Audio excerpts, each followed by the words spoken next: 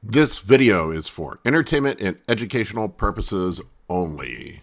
Hey guys, Big Paul here today with my off-season vlog. I guess I'm in week 2 of the cruise now.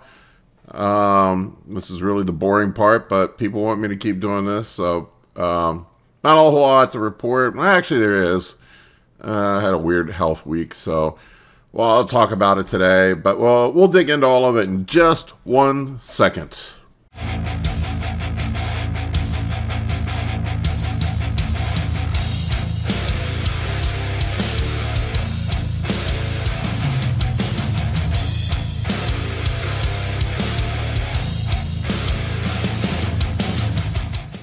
All right, my vitals. So fasted weight dropped this week. It's down to 262, and my daytime weight is down to 268. I had some sort of stomach bug this past weekend. Really bad diarrhea. I don't know if I had some bad food or something happened, but it really fucked my stomach up, and my appetite is a mess right now. I've been doing my best to get the food in. Justin cut my food back for the cruise as well, so been eating less this week. But my appetite's been horrible this week. My blood pressure creeped up a little bit. I did not realize, I always prepare my supplements for the week, and I put them in a pill box. And I realized a couple days into it that I forgot to put my telmisartan in the pill box. And I took my blood pressure one day, and it was 140 something over 90. I'm like, what is going on? And then I realized I did not have my telmisartan. And I think it takes a few days for it to build up. So the blood pressure reading I have, the 132 over 81, was just after 1 day of taking it. So it takes a few days for it to kick in. But that just shows you how effective the telmisartan is, because usually I'm like in the 120 over 70 range, but without it, it was high, even on cruise. My fasted glucose has been staying around 98. I mean, it's been fine. The gyno on my right pec had flared up, and people love to point it out in my pictures. Like, what's wrong with your nipple, dude? Something's deformed with your nipple. What's fucked up with your nipple?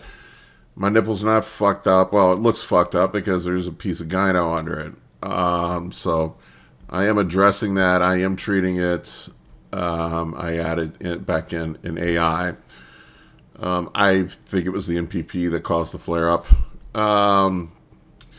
But yeah, the stomach bug really, like, kind of messed me up all week, and my eating has been off, and I'll be honest, I haven't been getting all my food in this week which is unlike me. I don't miss meals, but I just, like, if I feel sick, I feel like it's unproductive to eat. So I'm not going to force myself to be sick, especially when I'm on cruise.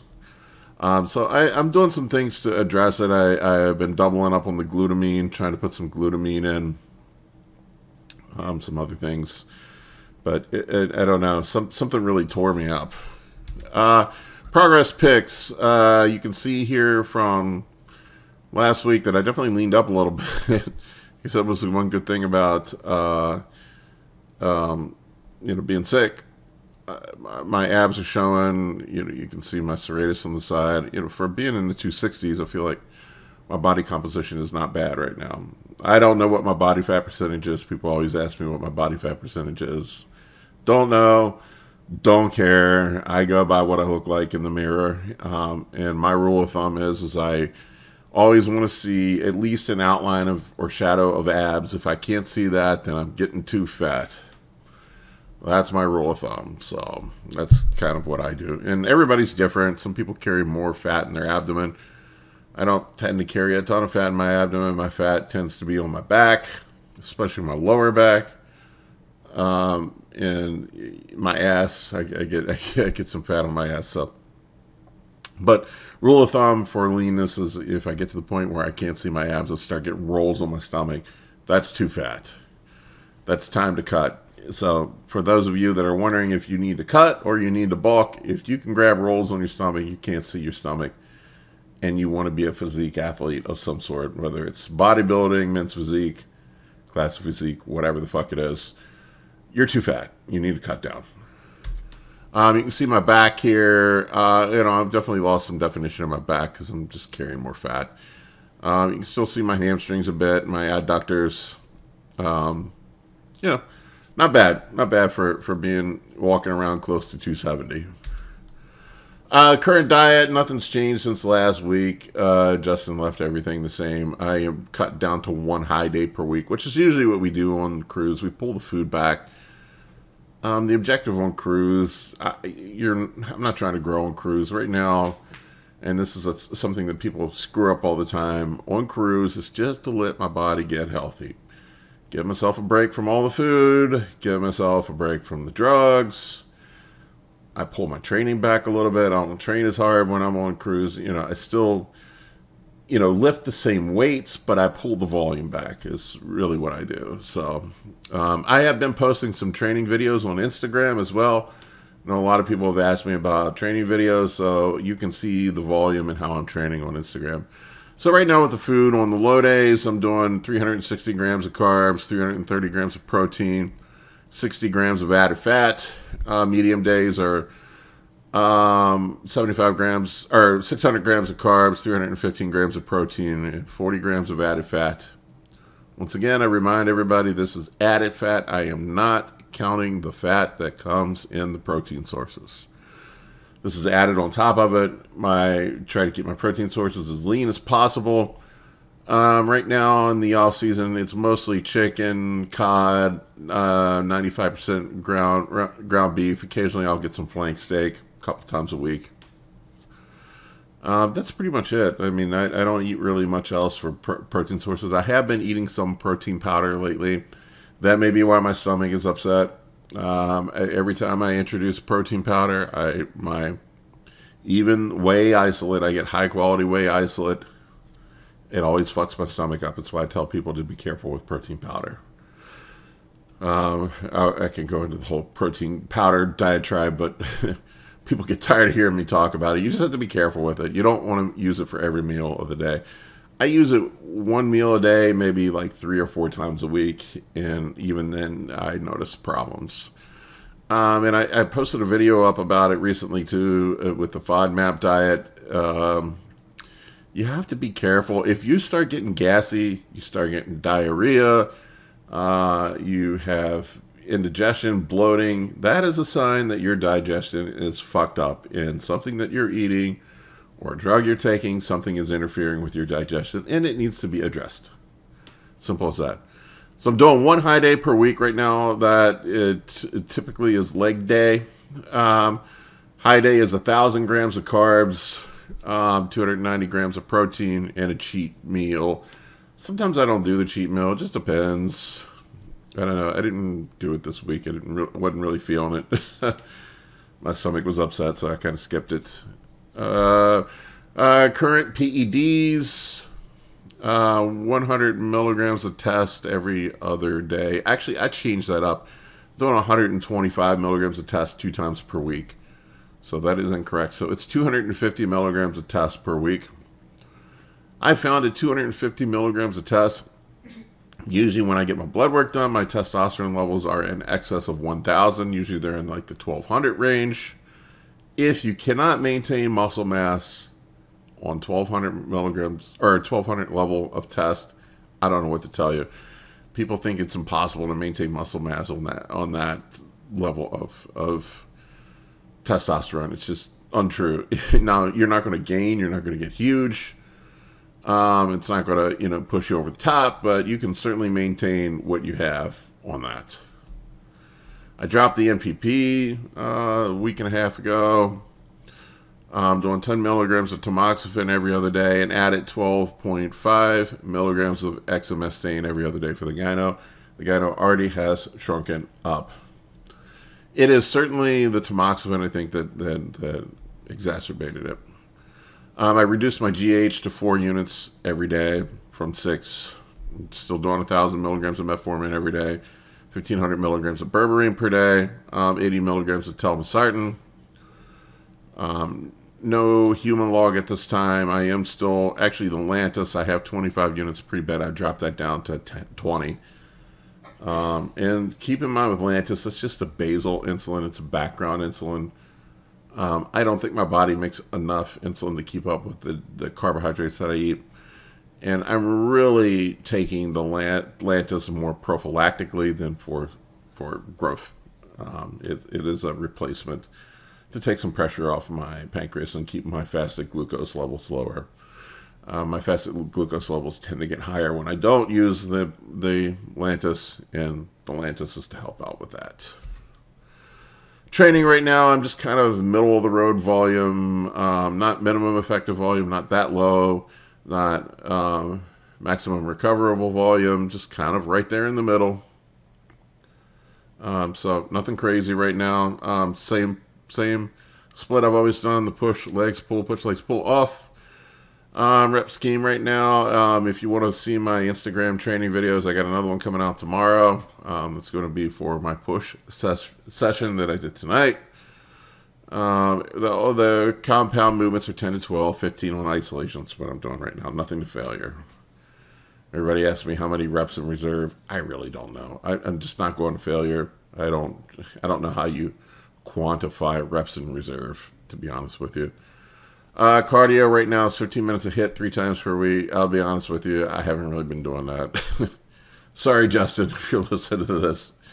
I've been skipping some of that. I've been getting a fair amount of walks in. Been doing some walks here and there, so whatever. Coach's feedback. He told me if my weight drops below 260, because I did drop a few pounds this week, 4 or 5 pounds, something like that. He told me if it drops below 260 that I should increase the food on the high day to compensate for it. Plans and thoughts. I honestly think I don't know if I got sick or what happened, but I think I'm having an IBS flare-up. I always do this to myself. Like, I start drifting away from the FODMAP diet that I talked about because I get tired of eating bland-ass, boring fucking food all the time, and then I'll start adding some spices back in. I'll add some peppers back in. I'll start eating a little bit of gluten. I'll start eating a little bit of protein powder and dairy and shit like that I know I can't get away with. And then the next thing I know, I'm shitting my pants for a week straight. So, and I convince myself that things are better, and they are for a short period of time, and then boom, I'm right back into the same fucking problem I had before. So I think what I'm going to have to do is just go back to basics, like usually what happens when I do have an IBS flare-up, and that's just eat goddamn chicken, beef, and rice, only with salt seasoned on it for a few weeks. Even vegetables fuck my stomach up. Even fiber supplements fuck my stomach up when I have an IBS flare-up. It sucks. I'll tell you that. I've been battling with this for a decade now. It's a long story. I used to be able to eat whatever I wanted, so that's why I laugh at these young guys that say, you don't need to do this stupid FODMAP diet. I abused my stomach in my 20s, in my 30s, and now I'm paying the price for it. I think I did damage from eating like too much shit, just garbage food, hot sauce, lots of gluten, dairy, all this stuff, and then it just adds up, and then I was power shoving food on top of it, and then it just adds up over a period of time, and then you end up with IBS when you're in your 40s. So a lot of the stuff, just because it's fine now doesn't mean it won't be a problem later, you young guys. So that's why I encourage young guys to try to be especially if you're eating large amounts of food, if you're trying to push food for size, stick to the basics, and it's easier. It's easier to get that type of food down if you're eating bland food. It just is easier. You don't get the stomach cramps. You're ready to eat again when it's time to eat. You don't have the issues that you do when you're eating high FODMAP foods.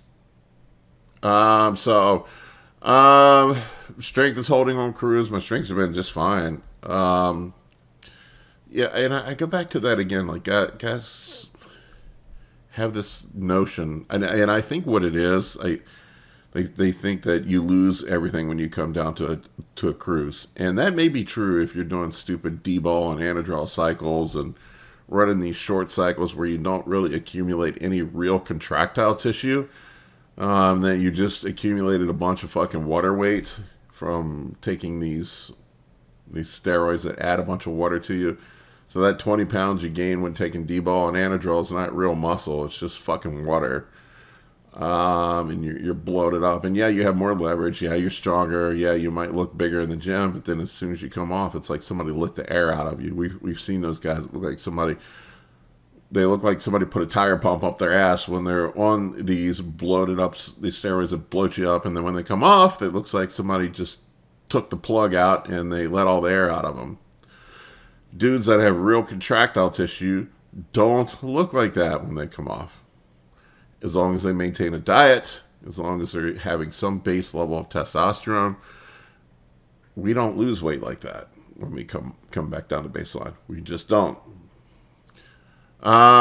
So that's my 2 cents on that. I definitely, health-wise, I've been feeling back to normal. I've been sleeping great. I have been having some anxiety, just kind of low-level background anxiety. I have social anxiety anyway. I don't like being around groups of people. It just bothers me. And I actually have been feeling a little panicky at times, and I think maybe it is the NPP. I dropped the NPP a week and a half ago, and it seems to have calmed down. So I love Nandrolone. I love the size that Nandrolone puts on me. I love how it makes me feel, my joints feel. But Nandrolone is synonymous with anxiety in a lot of people, and I think it might be hitting me a little bit right now. So I'm somewhat hesitant to run Nandrolone when I do my blast. I was going to run higher doses of it, so I may sub it out for equipoise. Equipoise does not affect me that way. I know some people claim they get anxiety from equipoise. I have never had that issue with equipoise. Equipoise, I feel great. So may go that route. We'll see what happens.